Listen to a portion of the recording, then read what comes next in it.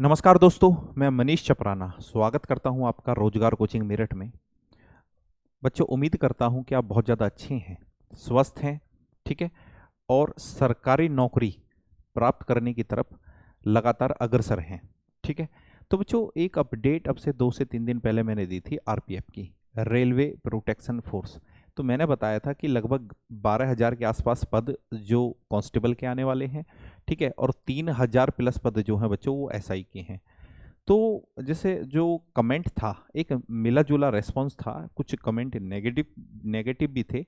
वो यही थे कि सर कि सोर्स ऑफ इंफॉर्मेशन क्या है, क्या भर्ती आने वाली है या नहीं आएगी, आएगी तो कब तक आएगी, ठीक है। तो बच्चों, वो वीडियो में ही मैंने बताया था कि भर्ती आपको, ठीक है, सितंबर के आसपास देखने को मिलेगी, ठीक है। तो इसी बात की थोड़ी सी चर्चा कर लेते हैं। अगर चैनल पे नए हैं तो चैनल को सब्सक्राइब जरूर करेंगे, वीडियो को लाइक करेंगे और बच्चों शेयर जरूर करेंगे, ठीक है। चलते हैं आगे। सबसे पहले देखने के लिए धन्यवाद। तो आरपीएफ भर्ती 2022 भर्ती की खबर सच या झूठ, इसी पे बातें करने वाले हैं। बहुत लंबा समय मैं लूंगा नहीं, जो भी बात कहूंगा वो हम दमदार तरीके से कहेंगे, ठीक है। एक ये ट्वीट मैं आपको दिखाता हूं, बहुत सारी बातें हैं जो इसके बारे में करने वाले हैं। ये आदरणीय जो प्रधानमंत्री है हमारे, ये उनका ट्वीट है बच्चों, ठीक है। ये 9:27 मॉर्निंग का है, 14 जून का, ठीक है।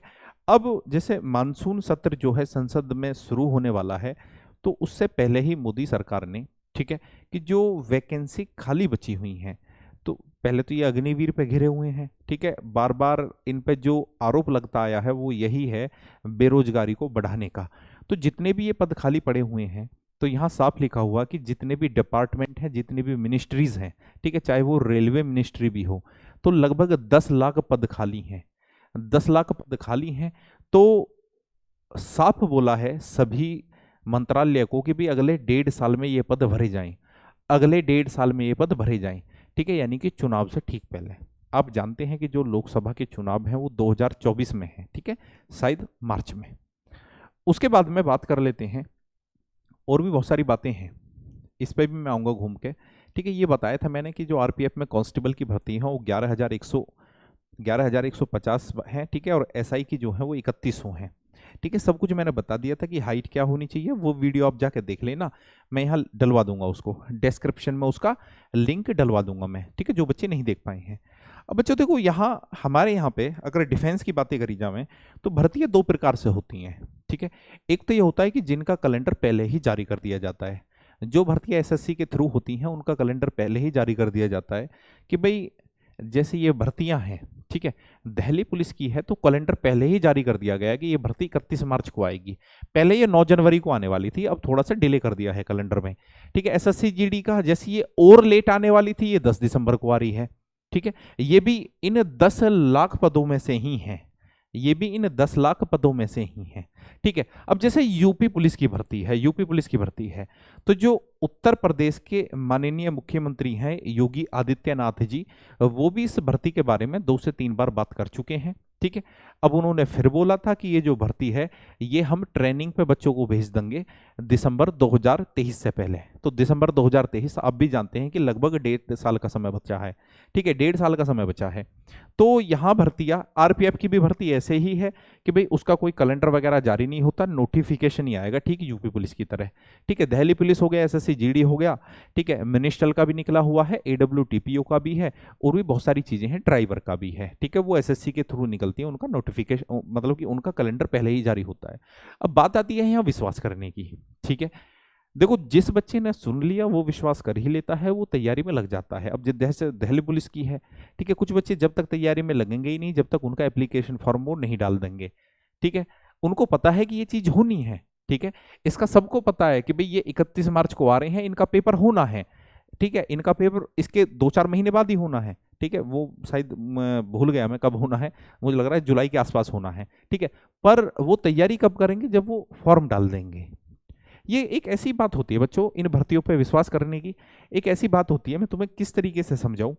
ऐसे कह सकते हैं जैसे मैं ही हूं, ठीक है, मैं न्यूज़ देख रहा हूं या मैं लोकल अखबार पढ़ रहा हूं कोई, ठीक है, लोकल की न्यूज़ देख रहा हूं, मुझे भी दिल्ली जाना है और वहां साफ कह रखा है कि जो NH58 है या जो हमारा रोड है कि भाई उस पर काम चल रहा है कि ये रोड आज बंद रहेगा, ठीक है, मैं फिर भी उस बात पे विश्वास नहीं करूंगा। मैं क्या करूंगा, मुझे दिल्ली जाना, मैं वहां से जाऊंगा ही। ठीक है, उस बात पे मुझे यकीन नहीं है, चाहे रास्ते में मैं कितना ही परेशान रहूं, मैं वहां ट्रैफिक में पड़ा रहूं, धक्के खाता रहूं। ठीक है, इस तरीके के कुछ बच्चे होते हैं कि उनको वो बातों पे विश्वास कर ही नहीं पाते।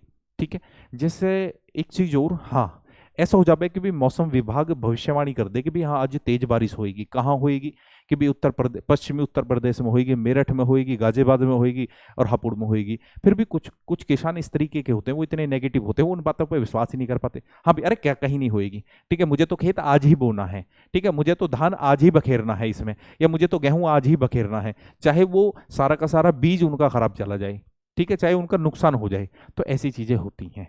ठीक है, ऐसी चीजें होती हैं, ये थोड़ी सी नेगेटिविटी होती है। कुछ बच्चे इतने पॉजिटिव होते हैं, इन बातों पे यकीन कर लेते हैं कि भाई देश का प्रधानमंत्री बोल रहा है, झूठ तो बोलेगा ही नहीं। ठीक है, हो सकता है कि चीजें देरी हो जाती है पर आएगी जरूर।